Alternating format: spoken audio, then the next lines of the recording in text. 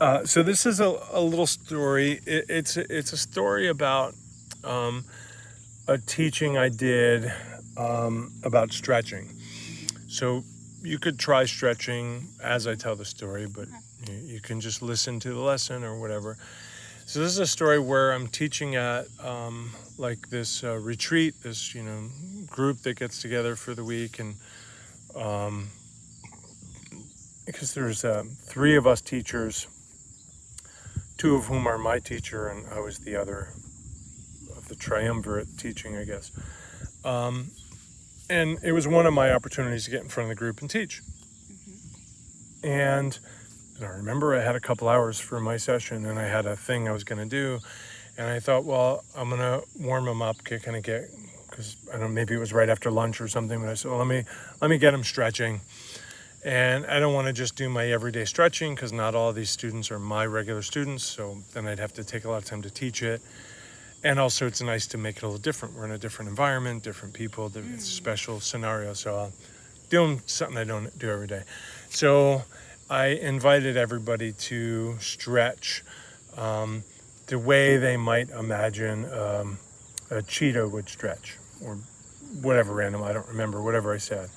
And I kind of let them just kind of feel it, like you're a toddler. You wouldn't have any follow-up questions if I said that. Yeah. You might not even let me finish saying the teaching before you were doing it. And maybe you'd focus on your jaw or your legs or your belly or whatever it is.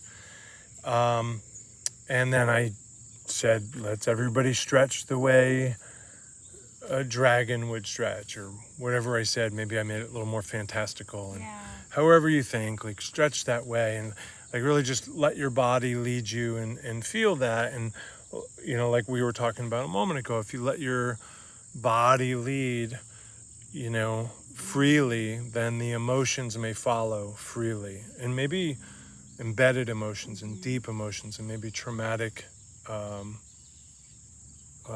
energies, right?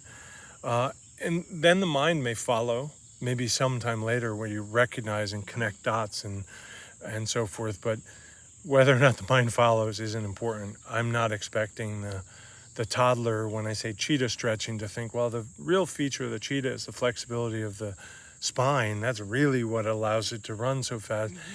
If the kid just thinks legs because they know cheetahs go fast, or they figure out how to stretch their spots, great. Anything is fine. The idea is sort of bemused, innocent, toddler trust in first opinions, and just let the body do that. So stretch like a cheetah. Let them do it for a few minutes. Stretch like a dragon. I don't remember what I said, but I gave him a few examples. Stretch like that. And then one of my teachers, one of the teachers at the event, was not far from me. And he was sitting in a chair, which is fine. He's just a teacher. I don't expect him to do everything I do, but it's nice he's hanging out. But he starts stretching a little bit. And I was like, oh, that's pretty good. I don't think he would normally kind of like just follow me. It's easier for him to just sit back and wait for his turn, and over dinner tell me what I did wrong and correct me, because he's a teacher. And I noticed he started moving. Now he's like very, very smart, like really smart. And he's very self-assured, like we could say arrogant. So he's always right. Everybody else always needs to do work. And he can tell him the work, right? And then damnably, he's right.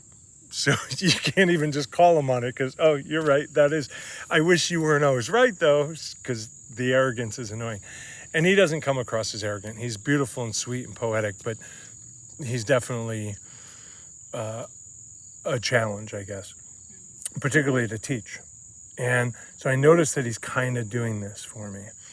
And I thought, here's a guy who's really hard to teach, and he's also really hard to give a gift to. Because it's the sort of thing like any gift you give him, he already has, or he doesn't think it's important, or it doesn't measure up, or it's late, or I don't know. So I felt the hesitancy about even a gift giving. And for me, the best gift is a teaching. So it's like, I can never give him the best gift that I think I could give, that there is, because of this sort of double problem that he presents. So he starts stretching a little bit. And at this point, his son, I'm going to say is 2.5 or something.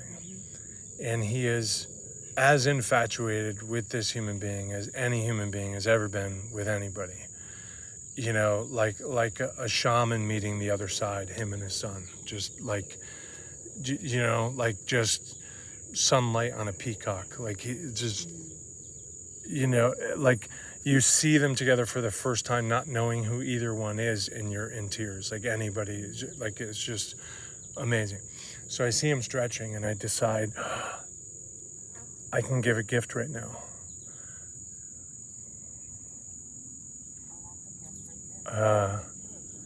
I said, I can give a gift right now. 2 great blue herons, one landed in the pine. That is extraordinary. The other I didn't think expected the landing, so it's circling. That is fantastic. So I decide, and I'm in the middle of teaching, I'm on stage, right? There's 50 people or whatever. And I decide I'm going to give him this gift of a teaching without breaking my flow or pointing it out, without looking at him, just addressing everybody.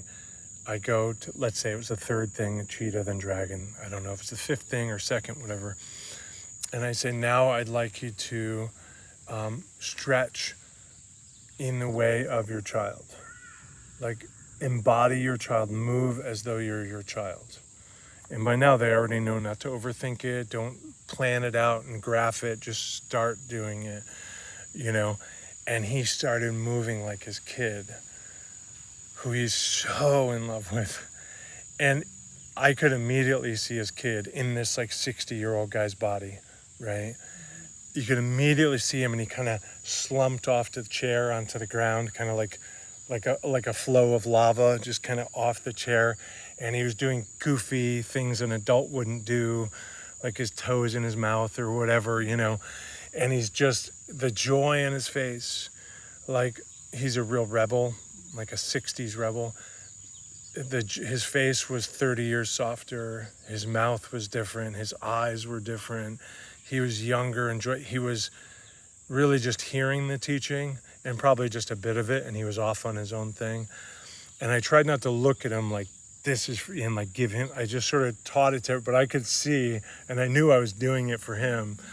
And like, so in my experience, that was like the best gift I could give him, and it somehow worked.